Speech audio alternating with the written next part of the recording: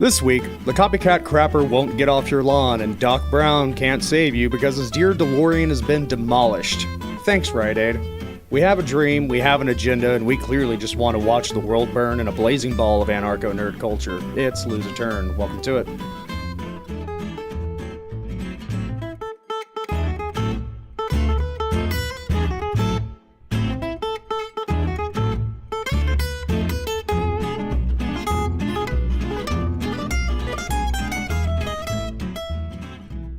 Greetings and salutations, I am your host, Chuck Mullins. I'm Jack Mullins. And I'm Matt Herring. So we covered this in, I think, episode 2, where we inducted what was formerly known as the Mad Pooper into our Hall of Superhumans. It seems we have a copycat on the loose, this time in New York. Still not sure what happened in Colorado Springs. There didn't seem to be any follow-up. I think the last time we discussed it, someone allegedly attempted to say they were the spokesperson of the Mad Pooper and that it was all, you know, whatever. Didn't that attorney get sued or something? They went after him. I don't know. It wasn't an attorney. It was just someone claiming to be a spokesperson. But I think that there was some legal ramifications for him and everything was kind of like removed. But in this case, we have another Mad Pooper. For those who didn't follow along or aren't familiar, there was a jogger who goes around pooping in people's lawns during their daily route. And so this time in New York, same thing's happening, caught on video. There's a social app for neighborhoods known as Nextdoor. And I used it in Fort Worth, and it's the most depressing thing in the world just because that city is awful. I'm so glad that it was wiped off the map. But so the person whose lawn this happened on put it on Nextdoor saying, you know, do you know who this dude is? And whoever you are, just please stop. And a couple of the neighbors took to posting stuff about it and kind of getting in a heated debate. I guess this hurt the pooper's feelings, so he, the next day, jogs up next to this person's car, and after pooping, shoves the toilet paper all around the door handle of their car. So in the morning, whenever they went to get in their vehicle, yeah, biohazard warfare. So the thing is, the Mad Pooper 1 and the Copycat Crapper 2 have yet to be caught. They remain at large. Do we know that this is a copycat, or what if it's the same guy? Well, it was a female. The Mad Pooper was a female, allegedly. The video and the footage shows such. And that's the thing, is there's video footage of both these people. Now, the weird thing is that neither of them have been caught. Yet, in Miami, this is Florida, mind you. Florida, home of, like, the best news stories ever. There is a lab there that does perform DNA tests on dog feces and tracks down the owners and finds them. Now, I just moved out of a home back to an apartment complex, so I'm kind of reminded just how terrible people are when it comes to picking up after their pets. It's not the biggest problem in the universe in the grand scale of things, but it sucks. You have to own several pairs of shoes just to live in the apartment life. So I can understand why people would invest in this service. But why is it that Florida can track down dog owners and find them, but if you poop on someone's lawn for months and gain national attention, no one's put one and one together? Or two and two. Oh, that was low-hanging fruit there. I apologize for that. I also apologize for using fruit to reference feces. Well, I think overall it's the lack of DIPA causing this problem. I'm not sure if that's a joke. Expand. What DIPA? HIPAA. So DIPA would be, I don't know what the acronym stands for. HIPAA compliance is where an organization can't release medical information about another human. And whereas for a dog, any company can call up a vet and say, hey, you know when you... That was scary. I don't know what that was. But yeah, But the fact is we don't have all our poop on file is essentially what you're getting at, and it's... Yeah.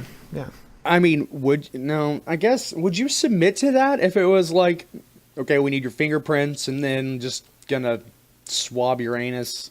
Are they gonna pay me? How much do you cost?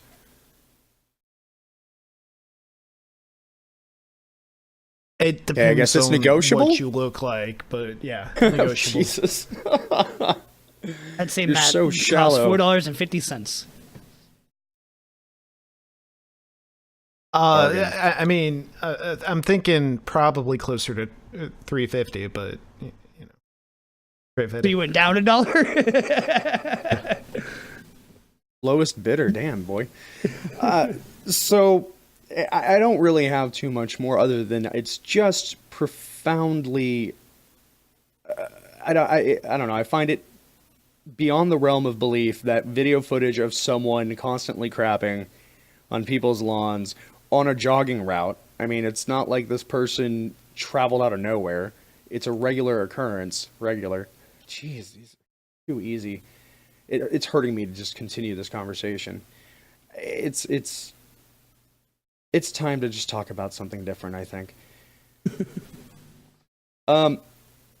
We're all super excited about the potential of Fox and Disney merging, at least in regards to what this means for the properties that we love. Me specifically, my XMEN. Now, Yeah. I 5 days ago this was posted, and I have no idea as to what level of legitimacy this really holds. But allegedly, because the deal with Fox and Disney is not yet over, Comcast has come in with a higher bid to purchase Fox. No, Comcast. Don't be that guy. I fucking hate Comcast. You were always that guy. Don't be that guy. I didn't need on. more reason to hate them, but Right. And I think that there will be like worldwide reactions of a very extreme violent nature if this occurs, because the merging of the properties between Disney and Fox is it's kismet. And for Comcast to take that away from us, there's going to be hell to pay.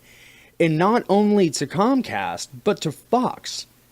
If Fox is going to finally release this good choice stuff they've been sitting on, and they're really just going to do highest bidder, irregardless of what it means for the future of these properties, Fox is worse than Comcast. Now, there is no word as to whether Fox is, or the Murdoch family is actually considering it or whatever, but they're considering Disney as the safer option because it's less likely the government's going to intervene, because the media that Comcast and Fox own is so similar. It would definitely fall under the monopoly and that stuff, Matt. yeah. I mean, Disney's huge as well in terms of the It's gotta be entertainment huge. huge. I'm not understanding why Disney's a safer bet than Comcast, but I think it's the versatility of what they own. You know, I mean, the majority of what Comcast owns is radio channels, news channels, sports channels, and stuff of that nature, which Fox also owns, in addition to all the various movie properties. And in this acquisition by Disney, Fox is that going makes to sense retain... because Because when Disney's looking at buying it, they're not getting any of the news channels. So even though Right. Disney owns Right. what 5 of the major broadcast, or at least the major news stations, it's not going to be a big deal. Right. Really, what they're gaining is the rights it's and just options entertainment. to the licenses for movies and TV series and stuff like that.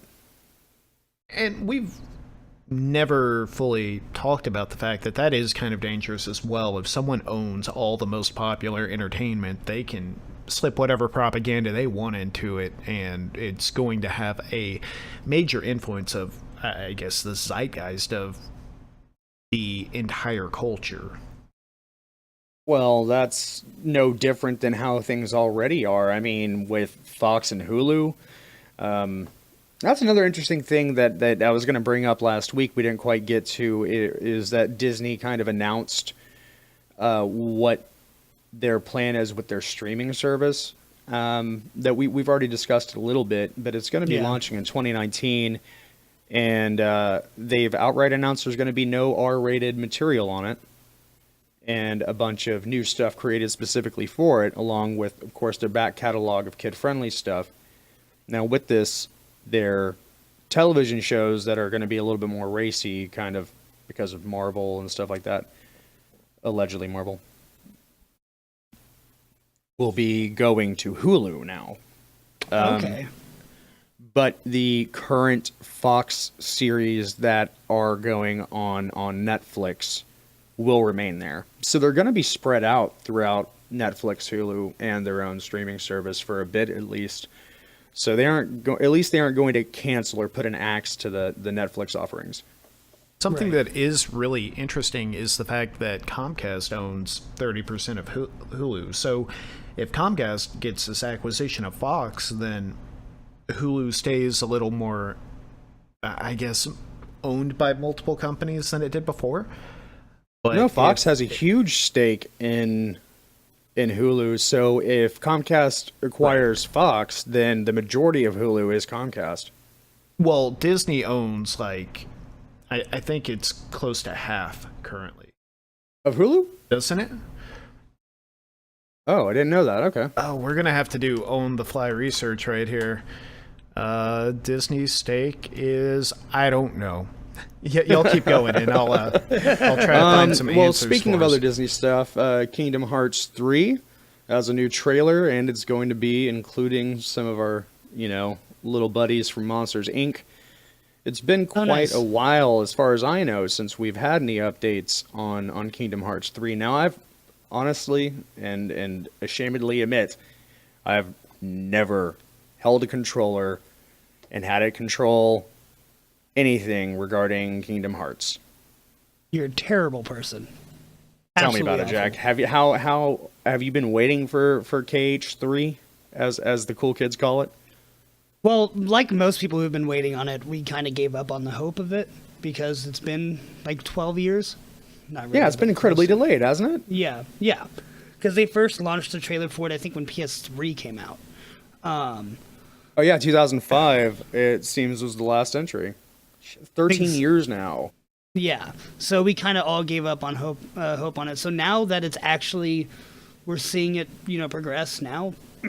Definitely stoked for it. 'Cause it's gonna be awesome.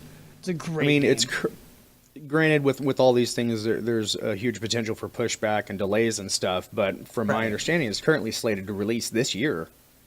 Yeah, it's supposed So to be as soon as in the next 10 months. As far as I know, I think it was supposed to be both Kingdom Hearts 3 and the Final Fantasy 7 remake are both supposed to be released, I think, by the end of this year or maybe by the end of 2019. Yeah, because Project Squaresoft are involved and haven't been pushed back thousands of times. Yeah.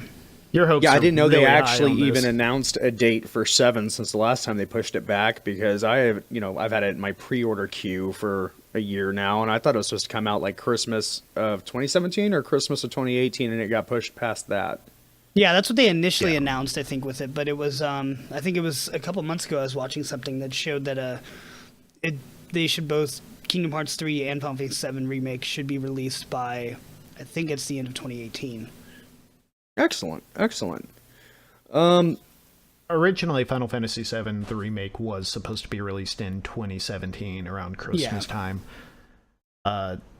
There's also, we can look at examples like Final Fantasy 15, Final Fantasy 13 Versus, a lot of games that either got trashed or pushed back heavily, and then when they were released, this wasn't what we were expecting.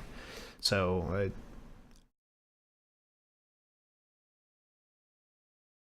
does Disney's involvement help the project or hurt it? I guess that's worth considering. I mean, when's the last time Disney really let out a big flop? I mean, Well, they're a pretty... What I'm suggesting is Disney has a reputation, like especially with the Marvel movies too. They get all the way through production. They watch it and they say no, redo the whole thing. This has happened a number of times because they care so much about their brand and their IPO and how it's going to be perceived. So we're hoping on a lot to believe that Kingdom Hearts 3 is coming out when they're saying it is this time. Yeah, you have a very fair point there. So, Taika Waititi, we've talked about this again in previous episodes. He did a killer job in Thor Ragnarok. I just watched it last night, and I have to say it's easily in my top 4 of the Marvel films. It's absolutely hilarious. It's also got incredibly high rewatch value. And from what I understand, Taika Waititi actually performed 4 different roles in the movie while directing it. He's a hilarious dude. If you guys don't know his work, I would highly recommend something that Matt forced myself and my fiance to sit down and watch one night, and that's What We Do in the Shadows. Yeah. And that's being turned into a TV series. We've previously talked about that, and we were kind of skeptical, because it's an American TV series adapted from this British movie. British, I guess it's a New Zealand joint, isn't it? I believe so. I'm so insensitive and uncultured. It is so wonderful. I love everything about that movie. It's one of the few movies that I can rewatch, and we won't go on and on about this yet again. I do want to revisit real quick. It looks like whoever ends up with Fox will have the majority share in Hulu. So Okay, that'll be interesting to watch. That'll be very interesting to watch. Get your popcorn ready for the fight. So the good thing is we wanted to know kind of what was going to be their involvement. And when I say their, I mean Taika Waititi and then also Jermaine Clement, who was one of the stars of the movie. We'd all hoped that he would also kind of co-star in the U.S. release, at least I did. And he's not going to star in it, at least not yet. I'm sure he'll be making cameos. I'm sure both of them will. But he did write the pilot, so it looks like he'll be taking on a writing role throughout the series, and that's exciting as hell. And they're casting a ton of it. It looks like we're going to be getting a pretty solid series out of it. So I'm excited, and we'll keep you updated as more news comes out regarding that. Now we get to talk about Metroid, which is near and dear to my heart. It's my favorite franchise. All right, Chuck, you know me. I've never actually played a Metroid game. The closest I've gotten is Super Smash Bros. Sell me on this with the new game right now. I want excitement. I want energy. I want all the passion you have for this series. Don't care what you want. You're dead to me. You're just dead to me. But Jack, if you're interested, I'll give you a sell.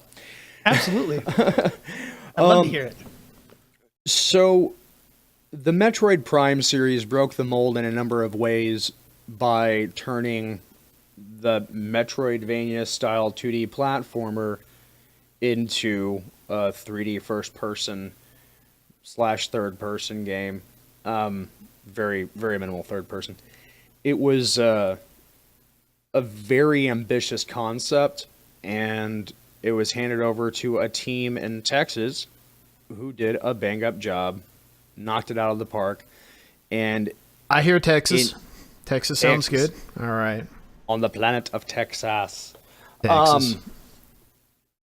They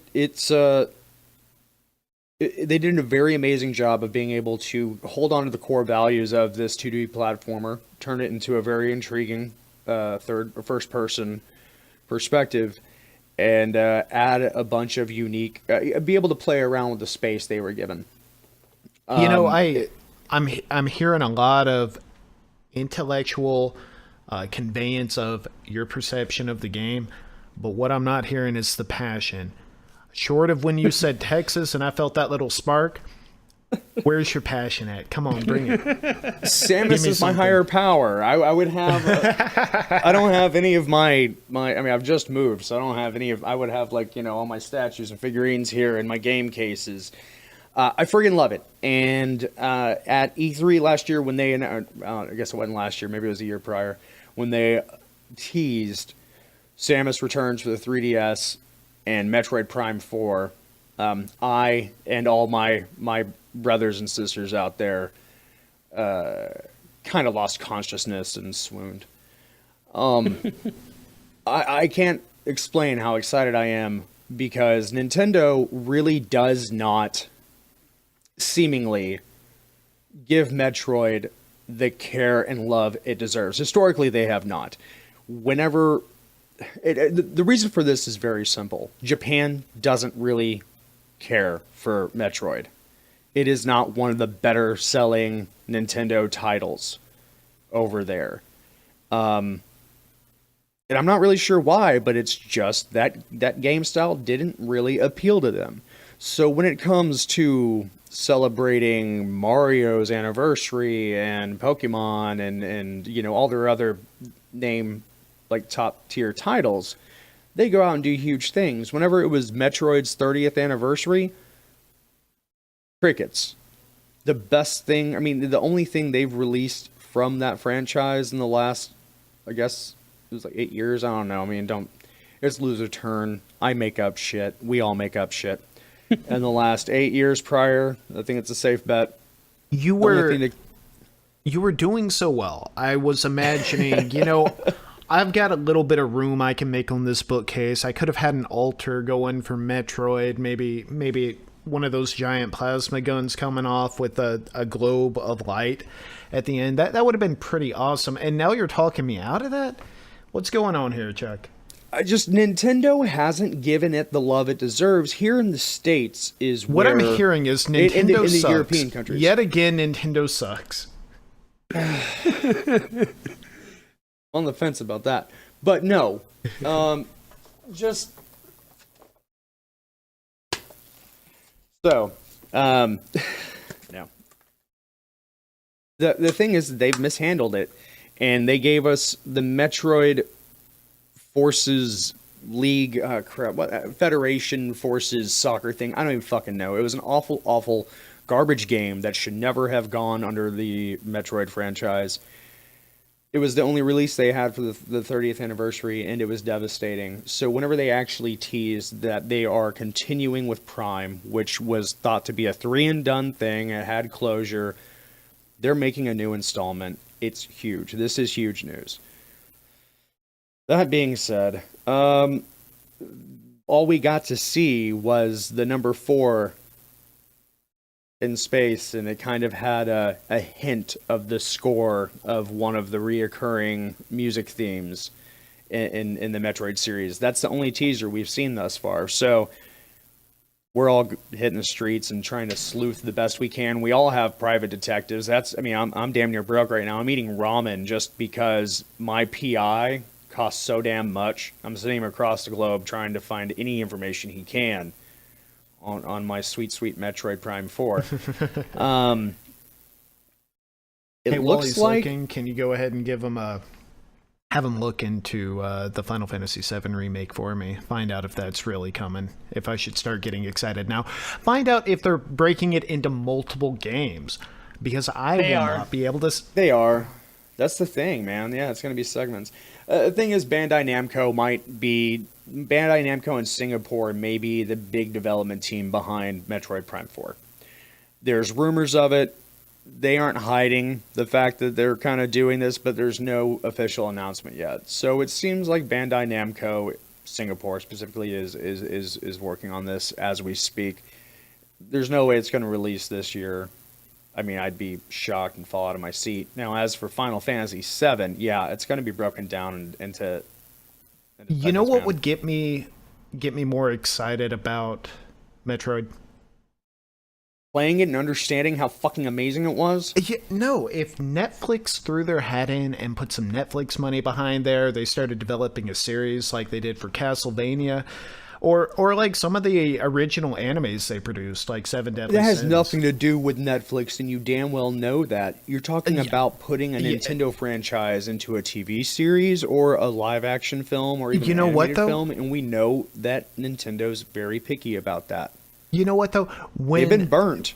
When Netflix throws its bid in, I don't care how bad it is. I generally give it a chance. There's something about that Netflix brand I care about. Again, Seven Deadly Sins. I don't think I would have cared for it if it wasn't Netflix. Well, I mean, you're right. Netflix has all the weight right now. They can throw it around and do whatever they want. They're almost like a powerhouse like Marvel Cinema right now. Just whatever they throw themselves into comes back gold. Like, also that Castlevania anime they did, that wasn't bad. But Seven Deadly Sins, also an exceptional entry. And Bandai Namco, again, they're busy, are launching a Seven Deadly Sins Knights of Britannia game. And I believe it's an exclusive. Yeah, it's exclusive of the PS4. Okay, so Oh, cool. I'm not sure how I feel about that, but knowing that I think Bandai Namco actually did the Full Metal Alchemist game that came out years and years ago, which I surprisingly enjoyed. I felt like it was an unpolished game with a lot of depth, a surprising amount of depth to it. Was it a fighter? Action RPG? Oh, really? Yeah. I'm trying to think of a single anime-based game I've ever played other than, come on, Crossmaster. What's, You know what? So never my mind. friend Andy Kroll asked for, he was seeking some advice for publishing his book recently, and this is the last time I spoke with him. I told him about a podcast called After Things. He should write to them and see what they had to say. He wrote in, he used his name too many times in the email, though he claims he didn't, and so they just kept saying, well, Andy, what you need to do is this. Andy, if you watch this podcast, go ahead and give me back that Full Metal Alchemist game. I'm kidding, you probably don't have it, and I really don't hold you to that, but that was supposed to be a segue, and I failed halfway through it. We'll leave it to us. We're good at what we do, and what we do is fail to speak the human language, make up shit, and our segues are phenomenal. Speaking of which, we were talking Somehow about I was going to tie that into One Punch Man. Yes, exactly. I don't know. I have Well, no that's a idea segue where in I on was going itself, with right? Yes. Mission accomplished. Achievement unlocked. The artist of One Punch Man. Now, y'all correct me here. My understanding is that One Munch Pan. See, I told you we spoke English real good. One Punch Man. The creator of it was doing it as just kind of to test himself. He just wanted to go out and explore and say, I'm going to go ahead and make a manga. Fuck it. And teach himself how to do it through the art of actually making one. Is that anywhere near the truth? Am I just making up stories? I've heard something close to that. Y'all are giving him way too much credit. He's like, guys, I want to be a manga artist, but I really care more about the story, and I can't draw at all, but I'm still going to do it. And if you look up those original chapters, like the first 70 or so, they are trash. When you see Saitama doing the whole quippy, like, I don't know, he's crying or whatever, and there's that distant, like, classic scene from a lot of animes where they put that emotional background going on to convey a quick emotion. That's what all of his art looked like. Oh boy, yeah. Except I can't without straight un-Google lines. that. Yeah. Yeah, I cannot un-Google it. He had one It looks- job, and that was to draw a bald-headed hero with a very trash costume, and it's squiggly lines all the way around. It's bad. It's so bad. And I love him for that. I love him for adopting the mantra, done is better than perfect. He went out there and he made a success. Good on him. Yeah, perfection is the enemy of completion, right? Yep. So he's apparently honed his art, and damn, it looks good. So there's an anime called iShield 21. It's a football anime that I believe it kind of got canceled halfway through. But the artist of that manga said, "Hey, I really like your stories. I really like this manga. Let me redraw all of it for you." And that's where the new good art comes from. Is from the artist from One Punch Man? iShield 21. iShield 21. He redrew One Punch Man.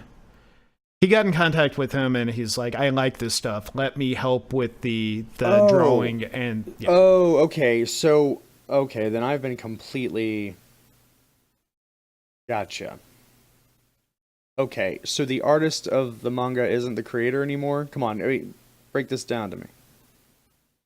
Okay, so if I'm recalling correctly, and this is probably 6 months out of date, the current artist for One Punch Man is the previous artist for iShield 21, and now he's not the writer. He just draws everything. Okay, He gets the rough sketch. and that's Yusuke Murata. Yeah. He makes sure that people Okay. don't have that reaction of, what the hell am I looking at anymore? Yeah. Yusuke Murata. Okay, I thought that the creator of One Punch Man just got real good. He's like, I'm gonna keep failing, and then I'm gonna keep trying, and boom, now I'm like the best artist ever. Okay. Man, I took this way out of context. That being said, the artist behind the current iteration of One Punch Man, being Yusuke Murata, has announced that he's going to be doing a Back to the Future manga. Oh shit. And yep. Now, Okay, that's awesome. this is going to And he's take got an place- amazing name. Points for the name. Yusuke Murata? Yeah. Oh, just Yusuke in general, right? Yeah. Sorry, I'm doing some side googling here. You can probably tell because I'm not even talking to you guys anymore. Sorry. I kind of dropped a bomb on you earlier, so I understand the side Googling. I'm trying to do it at the same time. But yes, we need an yes. official Google monkey over here to help us. The version we he's ended doing up it with back- is correct. Yes. Yusuke Murata is who you're talking about. He is the current artist of One Punch Man. He was the artist of iShield 21. He is not the original artist of One Punch Man. Take it away, Chuck. All right. Now, what his next gig is doing the Back to the Future manga. This is a huge deal, A, just for us nerds in general, and B, because Robert Zemeckis is pretty protective over his property. No, okay, I don't mean to say it that way. That is totally misleading. He loves his baby, and he's not going to screw it up by letting anyone remake it. He's not going to let anyone run amok with it. Now, I think a couple of years ago there was a... Now, there is the Telltale Googling version. away. What? There is the Telltale version of Back to the Future. Yes, but that's accurate Okay. to the same story, right? I mean, Oh, they didn't do you any can- rewriting there? Or You know what? that would be very Actually, unlike Telltale. I didn't even realize Right. they did a Back to the Future. Yeah, it was one of their first one. I think it was their first game. Am I completely When- wrong about that? Jack, Google it. It wasn't one of their first ones, but after they were successful with Wolf Among Us, Tales from the Borderlands, I thought it and was the Game before of Wolf Thrones Among game, Us. No, they announced, hey, we've just got contracts for a few games. Minecraft's coming out soon. Back to the Future's coming out soon. Jurassic Park's coming out soon. And I think there were a handful of others. But it was in the first big wave of Telltale games to be released. They had a few games prior, like Wolf Among Us and Tales from the Borderlands. And in the first big wave, that's where this Okay. one happened. Gotcha. Okay. Well, so the thing is that Robert Zemeckis has been pretty protective of this property, letting very few people get their hands on it, refusing to allow any remakes to happen. Thank God. You are amazing Yeah. for that. Thank you for holding on to your integrity and your dignity, in reboots and things like that. Now, there was even talks of a musical that was being done across the pond in UK, a Back to the Future musical. And That's bizarre. Zemeckis was on board-ish, but 4 years into it, they're still head-to-head, and there's creative differences, so there's been nothing to come from it. So we probably will never see that, and I am so grateful for that. Yeah. And the biggest reason is because I swear to God, if I see a Huey Lewis in the News musical number happen, it will never leave my head. It's the worst earworm in the world. I'm sorry for going off on a tangent. For anyone who loves the Back to the Future franchise, the Huey Lewis in the News is real. And I had an earworm for 7.5 months straight, guys, of The Power of Love by Huey Lewis in the News. God. And the only way I could try to deprogram myself from this affliction was to try singing the words of that song in my head to the music from a different song. It was something Why don't someone you do told that me. right now? Because I am not. It's not clicking what song you're talking about. God damn, you're going to do this to me live, aren't you? Absolutely, please. Don't take money. Don't take fame. Don't take no credit cards to ride this train. It's there for a moment, and then it's gone or something. I still have no idea what song this is. It's the power of love. Maybe you're just out of key, Chuck. Oh, fuck you. You're was out beautiful. of you're out of your decades. I can't believe you just made me fucking do that. I hate you. No, thank you more for that. than Thank anything. you so much. I'm really happy with you. Yeah, I thank the whiskey. So the problem is that was stuck in my head on repeat for 7 fucking months, and someone told me if you have an earworm, just sing the lyrics of that song in your head to different music. So I tried to put those lyrics to Criss Cross's Jump Jump.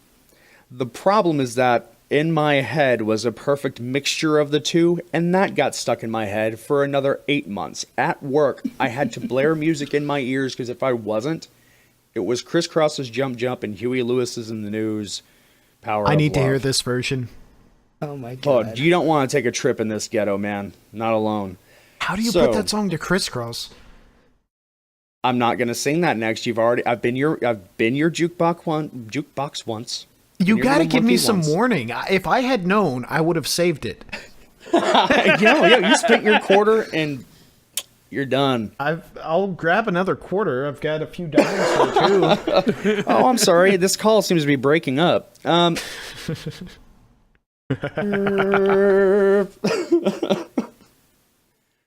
Okay. So Bob Gale, who was the screenwriter for Back to the Future, is also assisting Yusuke Murata when it comes to this manga / novelization of Back to the Future. And this is going to include the original content of the trilogy as its starting point.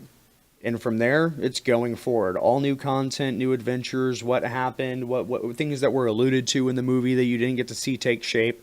Now, I don't know, and this is going to be really interesting, whether or not it will integrate with some of the stuff that happens in the Telltale game. So I own all the Telltale Back to the Future games. I've only started the first one, but I'm going to have to actually hammer through that now, because I want to know for a fact if that story is just completely independent and a Telltale thing, or maybe if we're lucky it could integrate into that manga. So I'm not sure how soon it's going to release.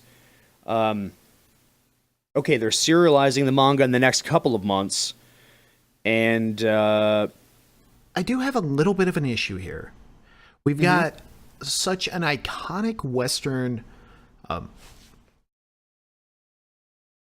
Why did I use the word iconic first? Anyhow, Back to the Future is just a major Western cultural influence, and we're bringing that into a Japanese medium. That seems like it's enough to make Doc Brown's DeLorean catch fire in the middle of trying to time travel.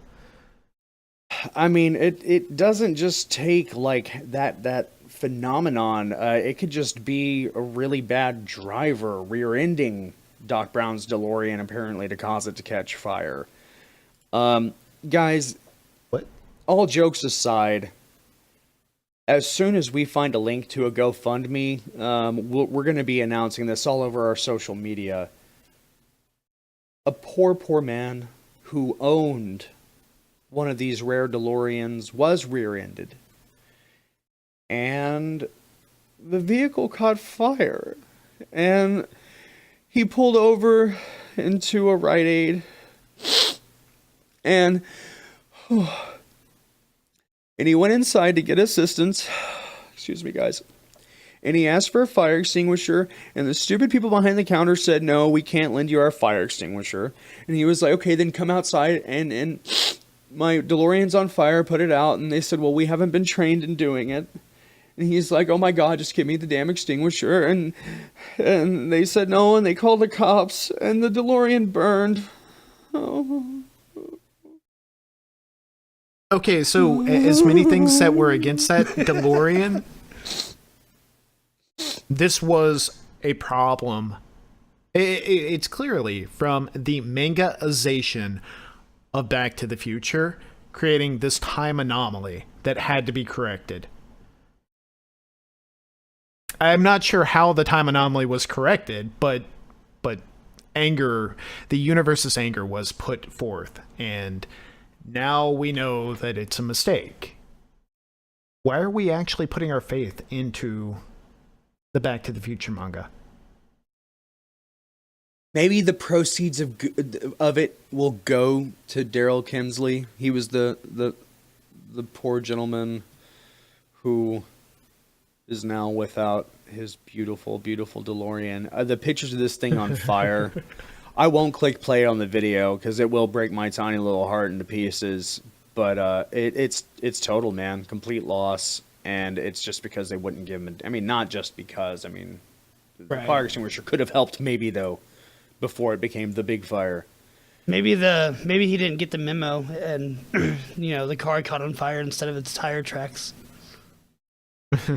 That's the thing, is like when you look at the pictures of it, it's like, did you go above 88?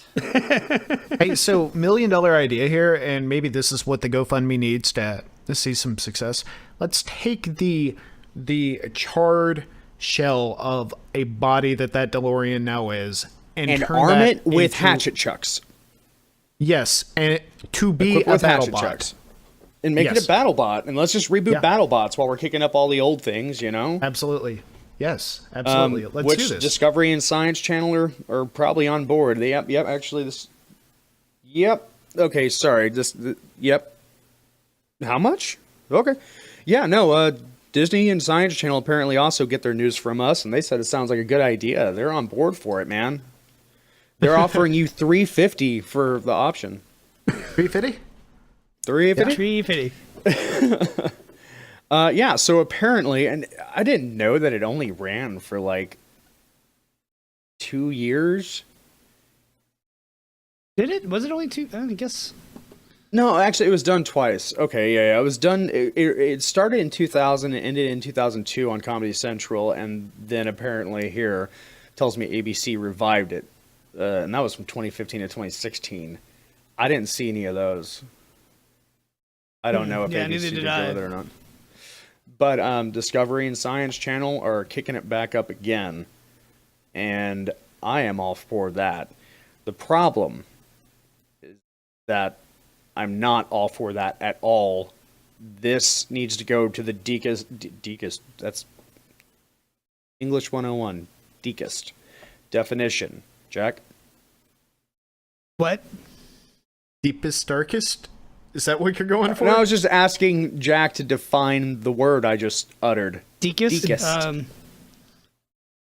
You don't want to know what comes to my thought process. So we're going to leave that one alone.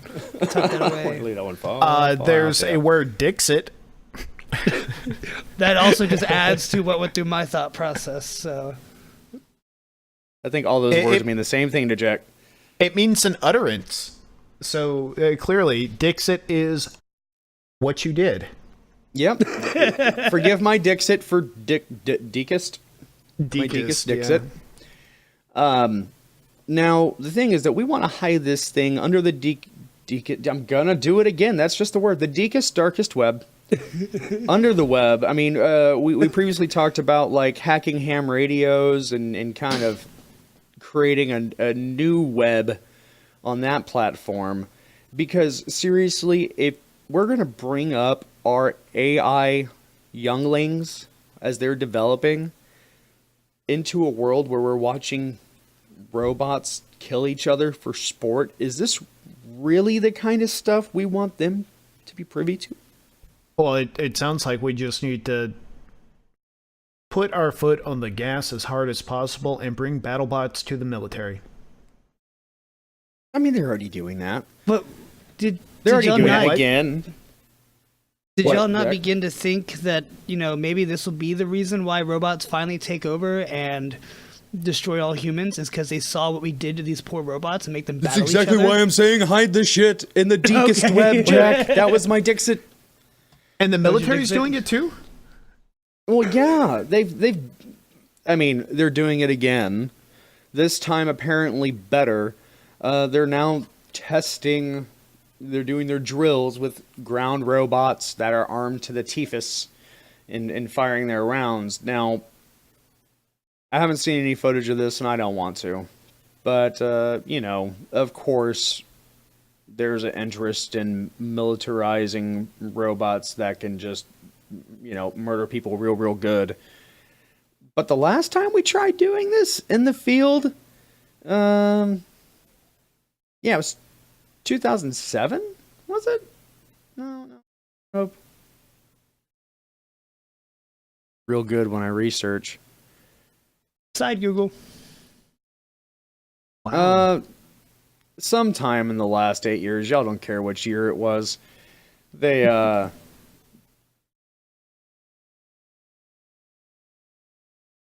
This is a good show. It's my favorite show. Y'all watching? Yeah. It's about having control measures in the appropriate... I don't know what that 2007, that's fine, the I got it. appropriate intelligence. That weapon So- really doesn't fire until the human. Oh. Wow. Okay. So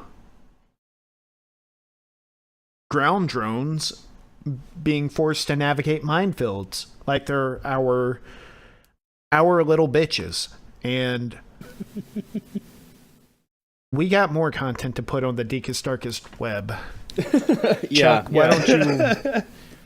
So in Here's another 2007 was GoFundMe their idea. previous attempt to unveil, armed ground drones, and apparently, it was working out real well. Big scary machine, ready to kill and annihilate everything, and a little bit into the exercise, it kind of got a little crazy, and then just started going wibbly wobbly, swinging its gun arms in every which way and firing off rounds. And they decided to table it for apparently 11 years. Now they've decided, because there's a better way of mapping the terrain via the assistance of drones and other things, creating kind of a better visual network for the robot itself. It's that's allegedly a actually little bit really safer. interesting. We had that conversation about LiDAR recently. Sorry about that noise. My cat is jumping all over the place right now. Anyhow, we had a conversation about LiDAR recently where we talked about the viability of using LiDAR on drones to map terrain. So what you're saying is, instead of just putting it on the ground drone, you fly an aerial drone over the terrain, map it with LiDAR, send that data to the ground drone, and now you've got a much more clear picture of what's going on and how it should travel. I mean, the way you describe it, it sounds like a cute little pairing of one little bird drone for just our big little weapon, bigger drone down here, like a big brother, little brother, Ratchet and Clank kind of connection. I like that, but it's probably going to be a network of aerial drones. But in my mind, it's still going to be just like Ratchet and Clank. Yeah, so that's what we're doing. Of course, we're just gonna develop robots to kill shit, and at the same time, we're gonna make sure that the robot has no idea what it's targeting Chuck, by. they're not killing anything. They're saving lives right now. They're just driving over the mines so that we don't have to drive over the mines first. Yeah, and And it's I'm using sure its that's guns exactly to how it's collect going to good be. points and get the big score. And we're also, of course, simultaneously developing technology to ensure that once that robot retires from its duty, it can just lead a life of addiction through hallucinogens. We now have stickers to make computers hallucinate. That's good stuff. Okay, so I actually did see this article, and this is amazing. There is a graph of the AI system and how the chance of it's predicting what the object it's looking at is. And so there's a banana on a picnic table, and it's got like an 89% chance it's a banana, like a 5% chance it's a slug, and then a couple of other items. And someone orange and stuff, and then Someone sets a sticker next to the banana, and it's a fairly small little sticker, like the size of maybe a fist at the largest, next to the banana.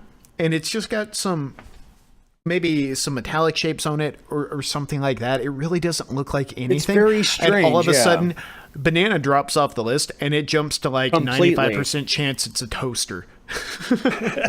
Well, not only is it so there's the top 4 confidences that, without the sticker, it's like, that's a banana, maybe it's a slug.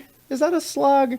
Very like a small 1% chance it's a slug. Otherwise, it's a snail maybe, or an orange. And it's very consistent, and it's a real time like calculating the confidence. And the moment, again, like you said, that sticker's introduced, it's like, it's not a banana, it's a fucking toaster. Or is it a piggy bank or spaghetti or a rotisserie? It just goes nuts. It has no idea what the fuck it's looking at just because the sticker is in the field of view.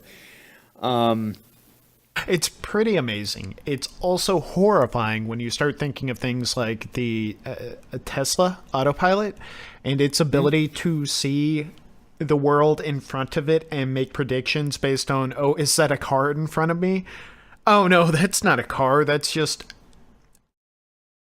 I don't know, a tumbleweed blowing through the wind. Like, you could really fuck someone up with this. So what you're saying is we make those into bumper stickers and put them on the back of all the cars.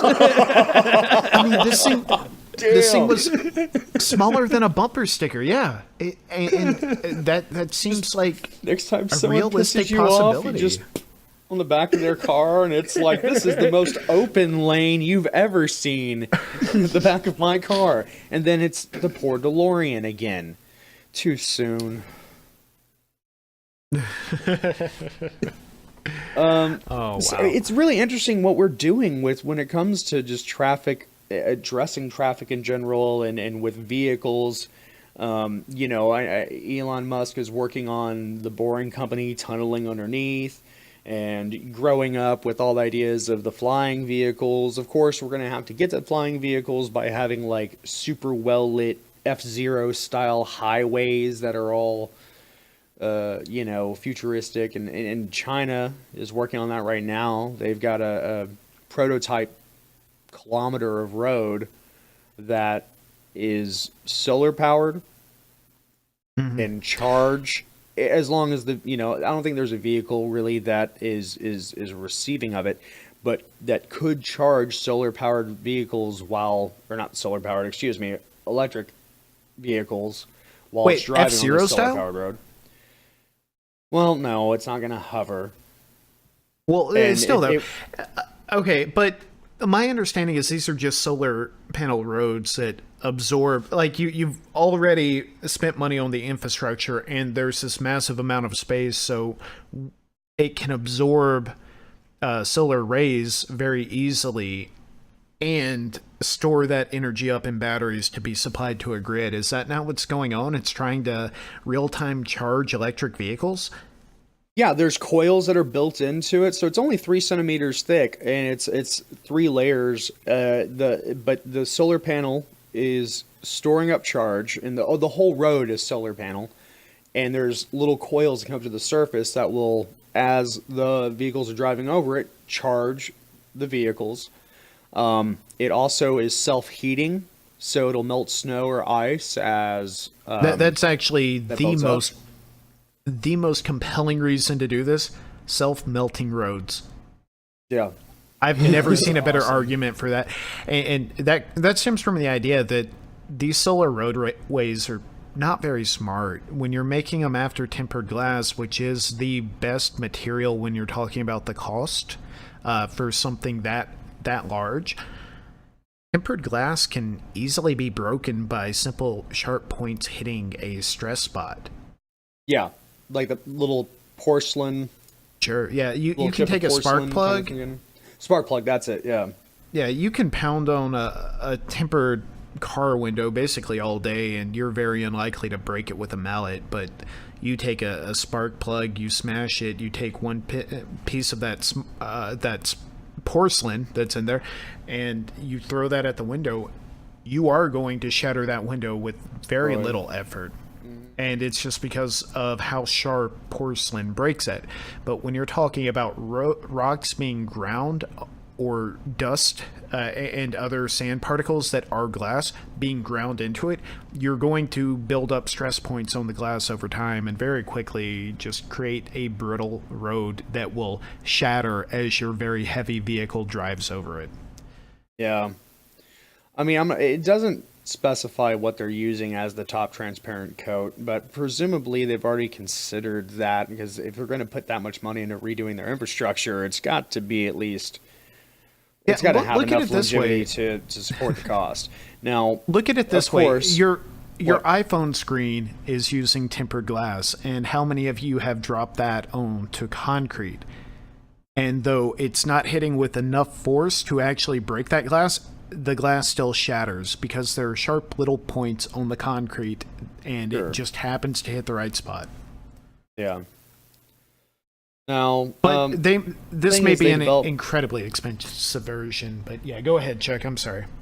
I don't know. I mean, they don't say specifically what they're using. I mean, presumably it's tempered glass or plexiglass or something, or some new crazy thing that they've just concocted. The thing is that it's no longer their secret, because naturally, once they open the road up for fair, free use, 5 days in, they realize a 6-foot section of it has been cut away and stolen. Yeah.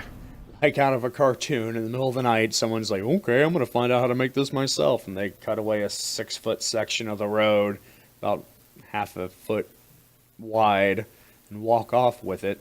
Apparently costs thousands of dollars for them to rebuild, because people are friggin' dicks. Wait, But- they cut it? I thought these were little panels that could be lifted. And one of the arguments No. for this is the easy repair. No, it's like a professional. solar- It's 3 layers just of material, like the underneath kind of like support the solar panels, then the top coat that is whatever material that's clear and protective. No, some Okay, professionals real came in quick. and just stole a section. Real quick, generally speaking, when you're talking about solar roadways, you're wanting hexagonal tiles that are easy to replace to help mitigate this braking factor that everyone has already predicted. And China just did it in one like solid piece, and so someone came in and they cut out a big old chunk of it. Yep. Wow, that's amazing. Exactly what Good for happened. them. Good for them.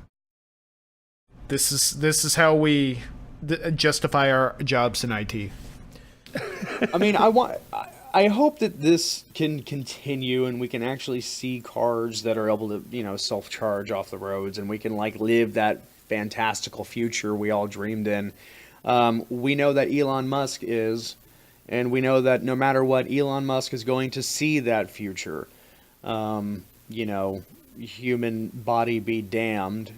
He made headlines again this week by launching the Falcon Heavy rocket and launching his body clone into space, piloting a custom-made Tesla. So as soon as his existence on this planet comes to its natural end, boom, his consciousness is just going to be beamed up into his clone up there in the Roadster. He left a note for himself and everything. The moment that body comes online, it just sees "Don't panic." It's. Have y'all been watching the streams? Yeah. I'm fascinated So- by it. Like, I'm trying to work, and I just keep opening up that tab and just continuously watching the live feed of Starman and the Roadster orbiting. Okay, I'll have to check it Flat out. That's Earth. hilarious. Oh yeah. Let dude, me check it clarify. out. Let me clarify real quick because it took me a Open few it up days in a to tab realize now, this. Jack. Yeah, go ahead and pull that up, Jack. Just Starman live feed. So the feed was only expected to last for about 12 hours because that's when the car's batteries would run out. It was actually, the car was playing Starman by David Bowie the entire time, but it's space, so no atmosphere for the sound waves to travel through. You wouldn't be able to hear it. Yeah. Evidently, the feed went down after like 8 hours. And what they're doing now is they're just taking the same original feed and rebroadcasting that through different channels. Yeah. But it still is the first instance that I think I've ever seen of an actual camera, as we would think of it, on Earth. So this is the holy grail of what flat earthers have been asking for. A non-fisheye lens on a camera that's watching the round Earth, and now they have their disproof, unless they think Elon Musk No, it's just made a CGI. computer model. Yeah. Yes, CGI. Yeah, no, if you obviously watch the fake. feed, there's hundreds of comments per minute of like, this is all fake, it's CGI, and It certainly does. It looks so uncanny. It But is for- an amazing experience to watch it because it does look uncanny. You don't have atmosphere or anything like that affecting it. So the car's just tumbling in this very steady rate that you think has to be computer simulated. It's Yeah. really awesome to watch that and realize, oh, no, that's how things do act in space. Yeah, I it's love it. completely disorienting, and it's funny because the day of launch, whenever he went on to some TV show or whatever and was being interviewed, he made a comment, and this is what one of the biggest quotes the flat earthers are repeating right now is like, yeah, you can tell it's real. It looks so fake. It has to be real. We could do a much better job if we made this up. Yeah, that sounds about He right. followed that up by Absolutely. saying, "I'm totally tripping balls." That was one of the most amazing things. One of the most brilliant minds of our generation said in an interview. He was like, "I'm just tripping balls." Well, I imagine an accomplishment like that, first car in space, you're doing something as a private citizen that no private citizen has ever done before, and that was his initiative.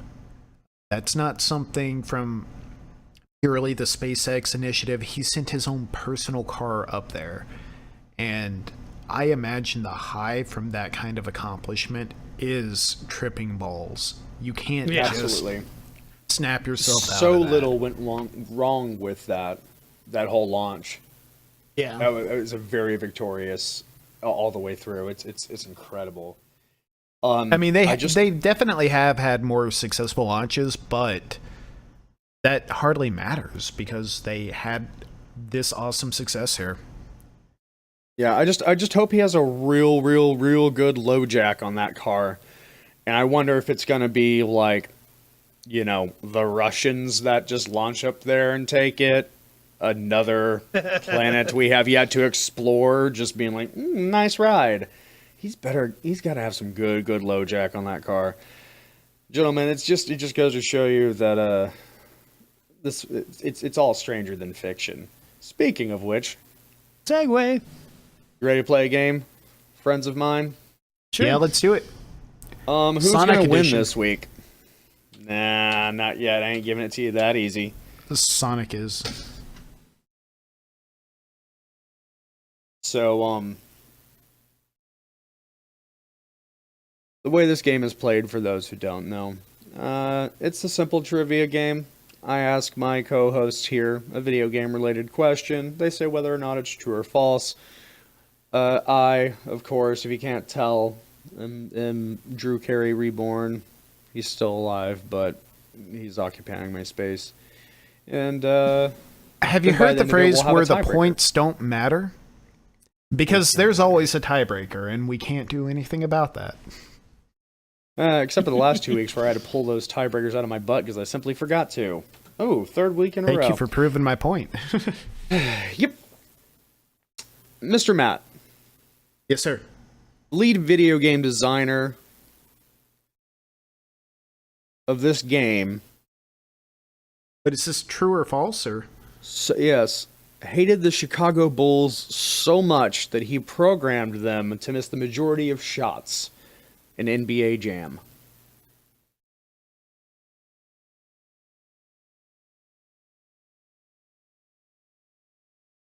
I love that game. And I remember the Chicago Bulls sucking, so I'm going to say true. Absolutely. He just programmed them to be the worst team ever because he hated them. Very good. Mr. Awesome. Jack. In Fable 2, there's a tombstone with the initials PDM, which stand for Peter Douglas Molyneux. He's the creator of the game, and in all of his projects, he's known for overhyping them. On his gravestone, it says, this is possibly the best gravestone ever, and will revolutionize the way we look at final resting places forever. True.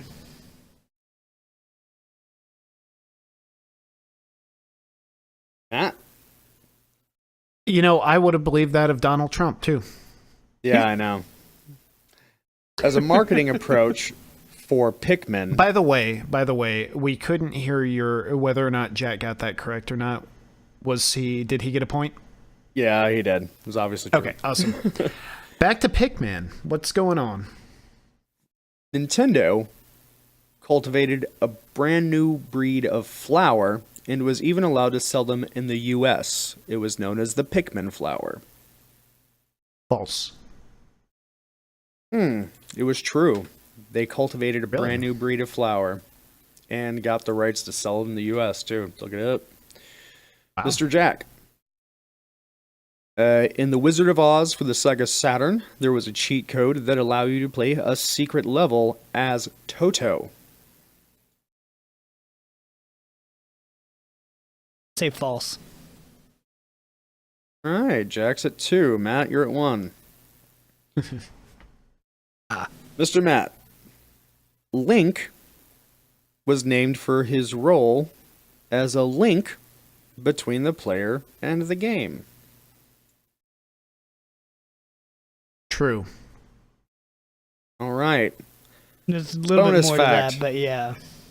Bonus fact. That's my middle name. Wanted to rub that in. I was made fun of incessantly in elementary school before it was cool. That's right. I'm sorry.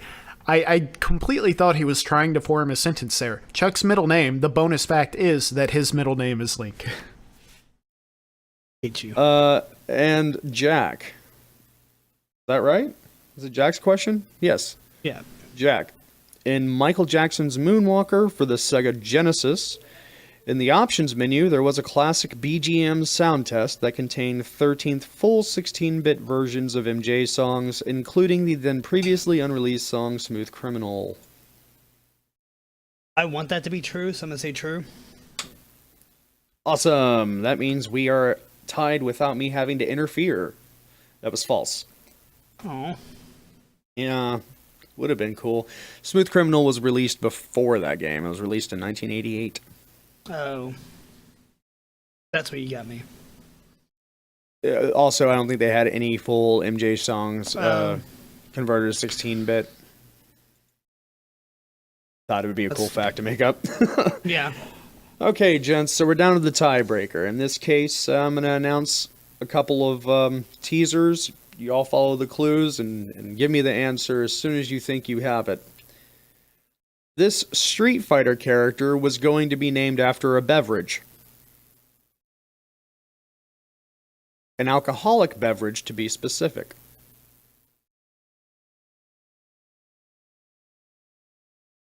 This character was going to be named Vodka. What's Vega? his name? The green one? Guys, y'all are disappointing me. One of his I'm moves was a blanking. pile driver, which sounds good if you mix it with vodka, kind of like a screwdriver. Was that Bison? Where does vodka come from? A bison. Comes from a bison. Yes. Come on down to Texas, rustle you up some bison vodka. This character made a cameo in Wreck-It Ralph. Right. Captain Sawada, is that right? No. No. Are you Googling this shit?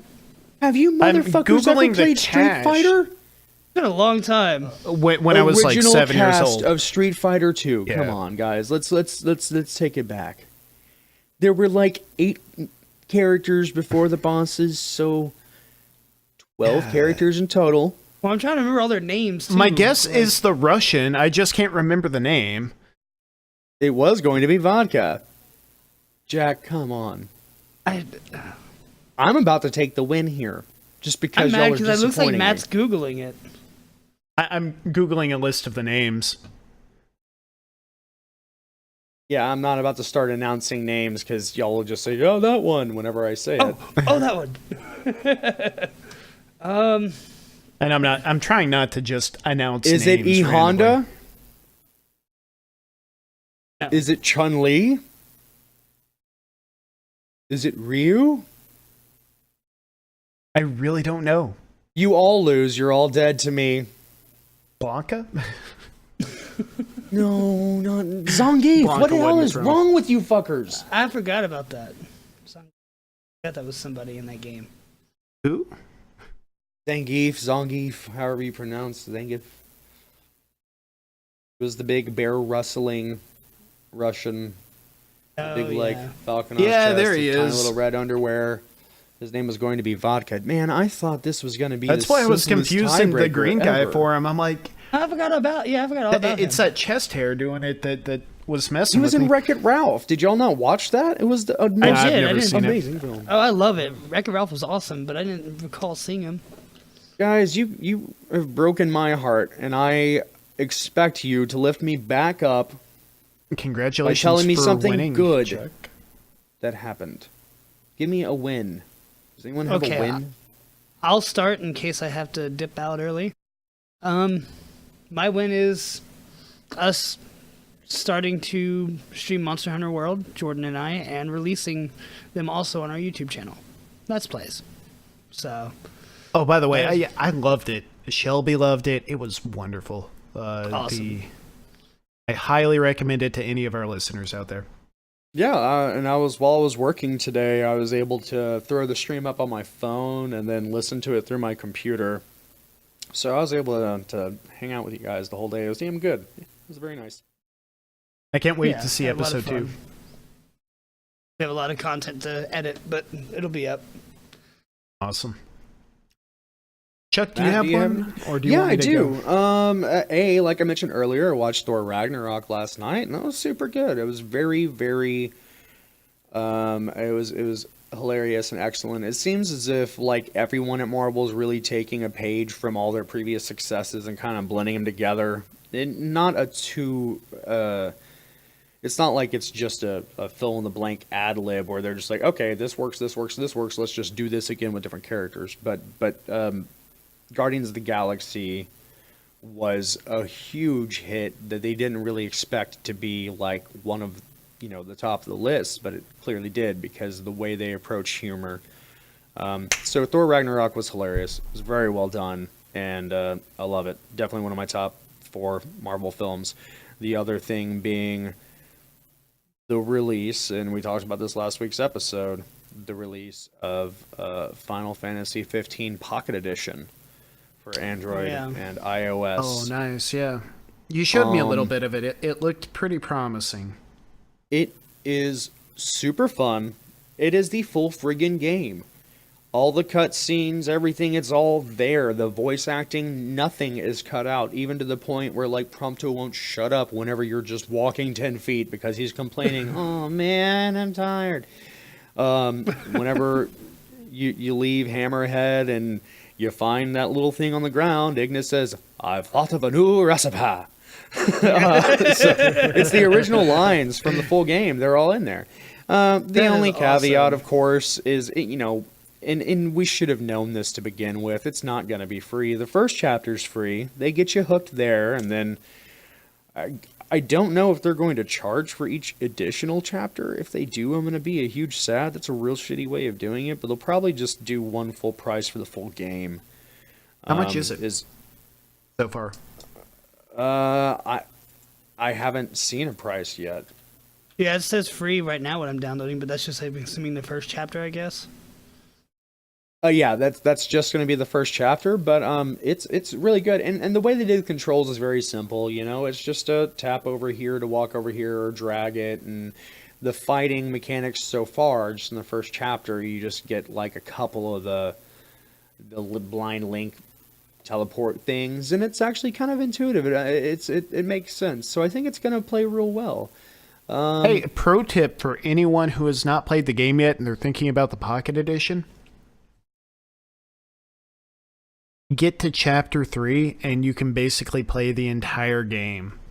The story really doesn't matter that much after that. You can unlock all the side quests. There's like 120 hours worth of content in there. Yeah, right. Yeah, for sure. So yep, that's it for me. Yeah. My first win. Y'all probably heard a snap earlier. You might have seen me rolling my eyes and like hyperventilating. I just caught my cat up on a bar stool about to jump over the bar into the kitchen, which wouldn't be so bad except my recording computer is over there. And because of my unique setup this week, there are about 3 wires hanging. I'm actually not going to show you because it's kind of a mess.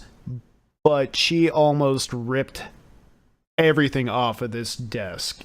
And that was terrifying. So it didn't happen. She got down That's when I a win. snapped like a good cat. That is a win. Yeah. My real win is a little book. Really good. I've loved it so far. I've got 2 chapters left. I really wanted to finish it before the show. It's why I wasn't completely prepared for the show. Chuck, you may have heard of it. Jack, you've heard of it. You haven't read it. It is called by Scott Meyer. Try that one more time. It is called Off to Be a Wizard by Scott Meyer. The Wizard. Off to be the wizard. We're off That's to be right. the wizard. It's a play on It had so many elements in it that I loved about Name of the Wind. It was not as dense or heavy as that book. It was very easy to get into, shockingly easy. They kind of hooked me with a few questions from the very first what would be a page, and the questions just keep coming. They're answering the questions at a steady pace, and I have not had a problem. I've wanted to be into a fantasy book for about the past month, and I've been forcing nonfiction into my head and just dying from that. So this is a great reprieve. The last fantasy I read was Night Watch, and I guess that was back right around New Year's. So this is a great, highly recommend it. Get it. Scott Meyer, Off to Be the Wizard is the first book in the series. I can't wait to finish that tonight and pick up the second and third book. Chuck, is there a fourth one now? Actually, I think there one. is. I just recently saw it. I don't own it yet, but yes, the Magic 2.0 series is the name of the series. I think the Speller High Water and something about a journey that no one wanted or something. I can't remember the titles right now. But it's a fun series. It gives you a lot of the warm, nostalgic elements you get from things like Ready Player One, but it's also kind of a mix. I don't know. It's a great series. It did remind me of Ready I'm Player really glad One. you're reading it. This is a fun, easy read. I highly recommend it. So it is. It's very. Thanks quick, for recommending very, it, Chuck. Very fun. Oh, and Unwelcome Quest is the third book, but. Well, and then Fight and Flight is volume 4 that just came out. Okay. Fantastic. Well, was that it, guys? I that was it. I had a lot of fun tonight. Thank you all so much for doing the show, and I'm really glad we did a live stream of this episode too. Yeah, so bro. if you guys are About- listening to this in podcast form, we're generally recording on Monday nights these days. We used to record on Sundays and release on Monday, but due to my current traveling situation, those who watch the video may notice that I keep changing locations. That's going to be the state of things for the foreseeable future. So we're going to be releasing on Wednesday, but you will be able to join us on our Twitch channel Monday evenings for the most part, subject to change, but we'll keep you updated. If you want to find out more and hear whenever we're going live, follow us on Twitter and Facebook. You can find all that information, how to reach out to us all at loseaturn.com. Thank you guys for listening, and we welcome any feedback, questions. If you want to submit some crazy articles you'd like to hear us fumble over and make up lies about, and if you want to buy my solo album of Chuck sings Huey Lewis's best hits terribly, you can go ahead and kickstart that. Other than that, thank you guys for joining and for listening, and we will see you next week. Stay tuned for the season finale of MacCast.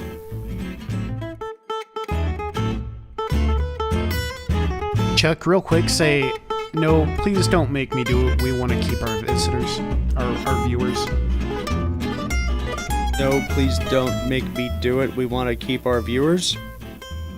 Can you say it without the question mark after every word? No, please don't make me do it. We want to keep our viewers.